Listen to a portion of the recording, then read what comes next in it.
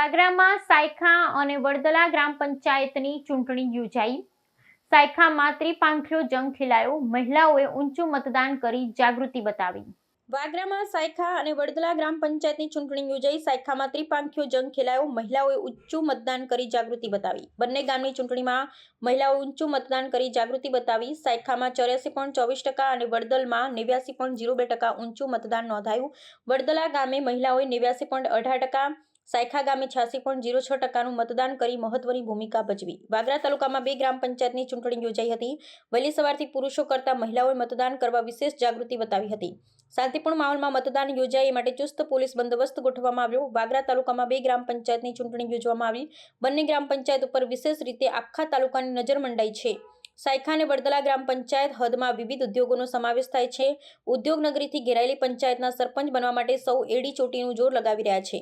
સાયખા ગ્રામ પંચાયતમાં ચૂંટણીમાં ત્રિપાંખીયો જંગ જામ્યો છે। બે બળિયાની લડાઈ વચ્ચે ત્રીજાને ફાયદો થાય એવી સ્થિતિ સર્જન થયું હોવાનું લોકમુખે ચર્ચાઈ રહ્યું છે। જોકે હાલ તો સાયખામાં આદિવાસી મતદારો જે તરફ મતદાન કરે એની જીત પાક્કી એમ માનવામાં આવી રહ્યું છે। સાયખા ગ્રામ પંચાયતની ચૂંટણીમાં કુલ 887 મતદારો પૈકી 382 પુરુષ અને 383 મહિલાઓ મતદાન કરી લોકશાહીની ઉજવણી કરી હતી। સાયખા ગામે 86.24% મતદાન નોંધાયું હતું, જ્યારે વડદલા ગ્રામ પંચાયતના કુલ 662 મતદારો પૈકી 287 પુરુષ અને 305 મહિલા મતદારોએ મતદાન કર્યું હતું। વડદલા ગામે 89.02% મતદાન નોંધાયું હતું, જેમાં મહિલાઓએ 89.18% મતદાન કરી પોતાની સૂઝબૂછ બતાવી હતી। સવારથી સાંજ સુધી એક મતદારને ઘરથી બૂથ સુધી લઈ જવા માટે ચૂંટણીમાં ઉભેલા ઉમેદવારોએ કમર કસી હતી। ચૂંટણી દરમિયાન કોઈ અનિચ્છનીય બનાવ બને નહીં એ માટે ચુસ્ત પોલીસ બંદોબસ્ત ગોઠવી દેવામાં આવ્યો હતો। બેલેટ પેપરથી યોજાયેલા ચૂંટણીમાં મતદાન કઈ રીતે કરવું એ માટે કેટલાક મતદારો અસમંજસમાં મુકાઈ જવા પામ્યા હતા।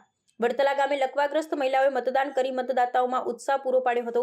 વાગરાના વડદલા ગ્રામ પંચાયતની ચૂંટણીમાં ચૂંટણી અધિકારી મહેશભાઈ રાવત અને મદદનીશ ચૂંટણી અધિકારી સંજય ગિલાણીને લકવાગ્રસ્ત મધુબેન રાઠોડને મતદાન કરવું છે એની જાણ થઈ હતી। તેમણે મતદાન કરવા મેડિકલ ટીમ થકી મતદાનની વ્યવસ્થા કરાવી આપી હતી।